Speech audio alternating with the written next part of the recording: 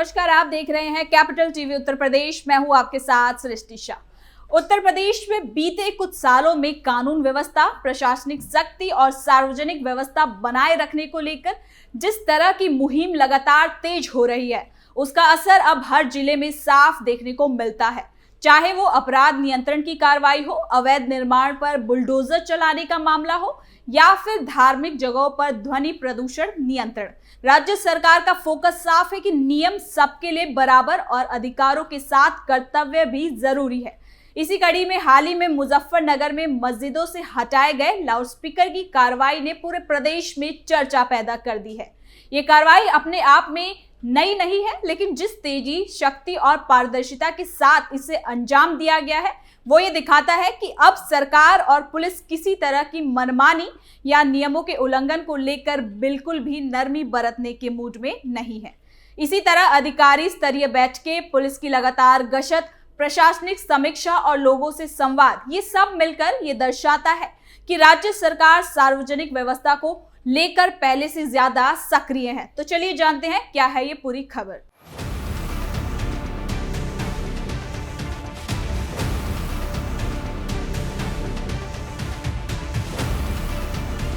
मुजफ्फरनगर जिले में ध्वनि प्रदूषण के खिलाफ पुलिस की सख्ती ने एक बार फिर से सुर्खियां बटोरी हैं। उत्तर प्रदेश के इस संवेदनशील इलाके में जहां धार्मिक मेलजोल हमेशा एक चुनौती बना रहता है, वहां प्रशासन ने मस्जिदों से लाउडस्पीकर हटाने का अभियान चलाया है। मंगलवार की शाम को सिविल लाइंस थाना पुलिस ने मदीना कॉलोनी क्षेत्र में एक खास कार्रवाई की है, जिसमें अलग अलग मस्जिदों से कुल 13 लाउडस्पीकर उतार दिए गए हैं। ये कार्रवाई न केवल शोर प्रदूषण को नियंत्रण करने का प्रयास है, बल्कि सामाजिक सद्भाव को बनाए रखने की दिशा में भी एक कदम माना जा रहा है, जिसके बाद इस घटना ने स्थानीय समुदाय के बीच चर्चा छेड़ दी है। जहां एक ओर प्रशासन की शक्ति की सराहना हो रही है, वहीं दूसरी ओर धार्मिक स्वतंत्रता पर सवाल भी उठ रहे हैं। ये अभियान स्टेशन ऑफिसर के नेतृत्व में चलाया गया, जिनके साथ सब इंस्पेक्टर और बड़े अधिकारी भी मौजूद थे। निरीक्षण के दौरान पुलिस ने पाया कि कई मस्जिदों पर लगे लाउडस्पीकर मानक शोर सीमा से अधिक थे, जो इन्वायरमेंटल प्रोटेक्शन एक्ट और शोर प्रदूषण के नियमों का उल्लंघन कर रहे थे। प्रभावित मस्जिदों में मदीना कॉलोनी की आयशा मस्जिद, सैफी कॉलोनी की फातिमा मस्जिद, हाजीपुरा की छोटी मस्जिद और मोहम्मदी मस्जिद भी शामिल है। इन स्थानों पर लाउडस्पीकर न केवल नमाज के समय उपयोग हो रहे थे, बल्कि सामान्य दिनों में भी अत्यधिक ध्वनि पैदा कर रहे थे, जिससे आसपास के रहने वालों को परेशानी हो रही थी। एएसपी ने इस कार्रवाई को एक व्यापक अभियान का हिस्सा बताया है। उन्होंने कहा कि धार्मिक स्थलों पर शोर प्रदूषण को रोकने और कानून व्यवस्था बनाए रखने के लिए ऐसी मुहिमें लगातार चलाई जा रही हैं। हाल के दिनों में नगर कोतवाली और सिविल लाइंस पुलिस ने मिलकर दर्जनों लाउडस्पीकर हटा चुके हैं और ये सिलसिला आगे भी जारी रहेगा। एएसपी ने धार्मिक नेताओं से अपील की कि वो नॉइज लेवल से अधिक लाउडस्पीकर ना लगाएं, वरना कानूनी कार्रवाई जरूरी है। ये बयान न केवल प्रशासन की नीयत को दर्शाता है, बल्कि ये भी संकेत देता है कि मुजफ्फरनगर जैसे जिलों में जहां 2013 के दंगों की याद अभी भी ताजा होती है, छोटी छोटी घटनाएं भी बड़े बड़े विवाद का रूप ले सकती हैं। मुजफ्फरनगर का इतिहास धार्मिक तनावों से भरा पड़ा हुआ है।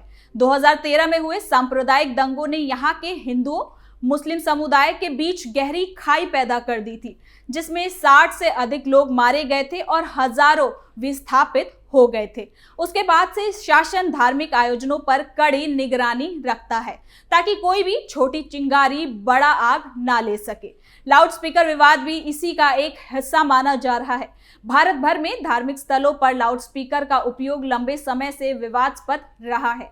एक और ये धार्मिक अभ्यास का समान अंग है जो समुदाय को एकजुट रखता है, वहीं दूसरी ओर ये शहरीकरण के दौर में शोर प्रदूषण का प्रमुख स्रोत भी बन गया है।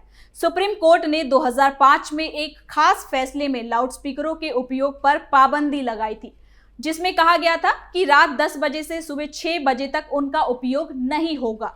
इसके अलावा ध्वनि की तीव्रता 55 डेसिबल से अधिक नहीं होनी चाहिए। उत्तर प्रदेश सरकार ने भी 2022 में एक सर्कुलर जारी कर कहा था कि सभी धार्मिक स्थलों से अतिरिक्त लाउडस्पीकर हटाने का आदेश है, जो योगी आदित्यनाथ सरकार की शून्य सहनशीलता नीति का हिस्सा था। इस अभियान के पीछे का वातावरण को अगर समझे तो हमें मुजफ्फरनगर के सामाजिक ताने बाने पर भी नजर डालनी होगी। जिला मुख्य रूप से कृषि प्रधान है, जहां गन्ना किसान प्रमुखता से सक्रिय है, लेकिन शहरीकरण के साथ साथ जनसंख्या घनत्व बढ़ा है और आवासीय इलाके में धार्मिक स्थल आमने सामने स्थित होने से टकराव की संभावना हमेशा बनी रहती है। मदीना कॉलोनी और सैफी कॉलोनी जैसे मुस्लिम बहुल इलाके में हिंदू और मुस्लिम परिवारों का रहना यहाँ नमाज की अजान की आवाज न केवल अत्यधिक महत्व रखती है बल्कि सामुदायिक एकता का भी प्रतीक मानी जाती है। लेकिन जब ये आवाज 75 से 80 डेसिबल तक पहुंच जाती है तो पड़ोसी परिवारों के लिए ये एक परेशानी का सबब बन जाती है, खासकर स्कूल जाने वाले बच्चों और बुजुर्गों के लिए। स्थानीय निवासियों की माने तो कई बार लाउडस्पीकरों से निकलने वाली आवाज रात में बहुत ज्यादा हो जाती है, जो नींद और स्वास्थ्य पर बुरा असर डालती है। एक स्थानीय निवासी ने बताया कि अजान का समय तो ठीक है, लेकिन ज्यादा उपयोग से हमारी रोजमर्रा की जिंदगी प्रभावित हो रही है। पुलिस कार्रवाई के दौरान कोई विरोध प्रदर्शन या हिंसा की खबर सामने नहीं आई, जो प्रशासन के लिए एक कहीं ना कहीं राहत की खबर है। लेकिन सोशल मीडिया पर इस मुद्दे ने जोर पकड़ लिया है। इस घटना को व्यापक नजरिए से देखें तो ये उत्तर प्रदेश में चल रही लाउडस्पीकर हटाओ अभियान का एक हिस्सा है। योगी सरकार ने पिछले 3 सालों में पूरे राज्य में 1.5 लाख से अधिक लाउडस्पीकर हटाए हैं, जिनमें अधिकांश मस्जिदों में से थे। अधिकतर आंकड़ों के अनुसार अगर देखा जाए तो लखनऊ, कानपुर और वाराणसी जैसे शहरों में भी इसी तरह की कार्रवाई हुई है। इसका उद्देश्य न केवल नॉइज पॉल्यूशन को कम करना है बल्कि ध्वनि के माध्यम से फैलने वाले कट्टरपंथी विचारों को भी काबू करना माना जाता है। कुछ आलोचकों का कहना है कि ये अभियान चुनिंदा रूप से लागू हो रहा है क्योंकि मंदिरों और गुरुद्वारों पर कम ध्यान दिया जा रहा है। हालांकि सरकार का यह भी दावा है कि कार्रवाई सभी धार्मिक स्थलों पर निष्पक्ष रूप से हो रही है। मुजफ्फरनगर में जहां भाजपा की मजबूत पकड़ है, ये कदम राजनीतिक रूप से भी बहुत खास है। विधानसभा चुनावों से पहले शांति बनाए रखना प्रशासन की प्राथमिकता है। समुदाय स्तर पर प्रतिक्रियाएं दोनों पक्ष में से हैं। मुस्लिम संगठनों ने इसे स्वागत रूप से अपनाया है, लेकिन साथ ही साथ मांग की है कि कार्रवाई में पारदर्शिता बरतनी चाहिए। तो वहीं अगर हिंदू संगठन की बात करें तो प्रशासन की तारीफ की और कहा कि ये कदम सभी के लिए समान रूप से लागू होना चाहिए, कोई बड़ा विरोध ना हो, इसके लिए भी इस पर नजर होनी चाहिए। लेकिन जानकारों का कहना है कि ऐसी कार्रवाइयां लंबे समय से सद्भाव को मजबूत कर सकती हैं अगर इन्हें संवेदनशीलता के साथ देखा जाए। तो वहीं नॉइज पॉल्यूशन का मुद्दा केवल धार्मिक स्थलों तक ही सीमित नहीं है।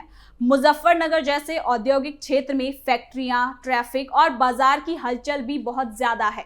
विश्व स्वास्थ्य संगठन के अनुसार अत्यधिक शोर से तनाव, ब्लड प्रेशर हाई और सुनने की क्षमता में कमी आ सकती है।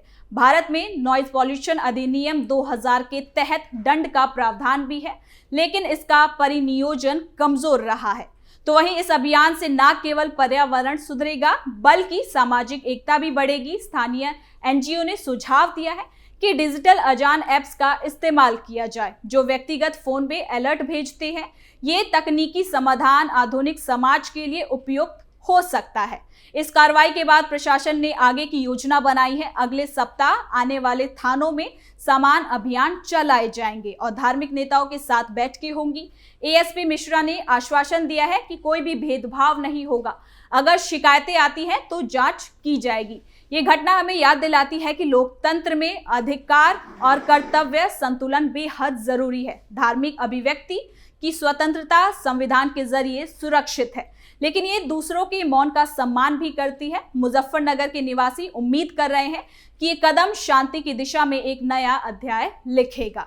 आखिर में ये अभियान केवल लाउडस्पीकर हटाने तक सीमित नहीं बल्कि एक सांस्कृतिक परिवर्तन का भी प्रतीक है।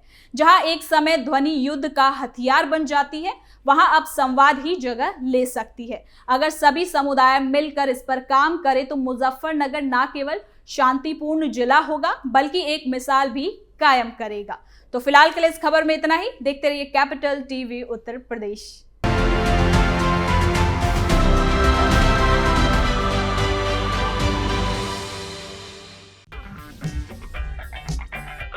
अगर आपको हमारा वीडियो पसंद आया हो तो इसे लाइक करें, हमारे चैनल को सब्सक्राइब करें और हाँ, बेल आइकन दबाना ना भूलें ताकि आप तक हमारे वीडियो की नोटिफिकेशन पहुंचती रहे। आप अपना सुझाव हमें कमेंट बॉक्स में दे सकते हैं। हमारे साथ जुड़ने के लिए शुक्रिया।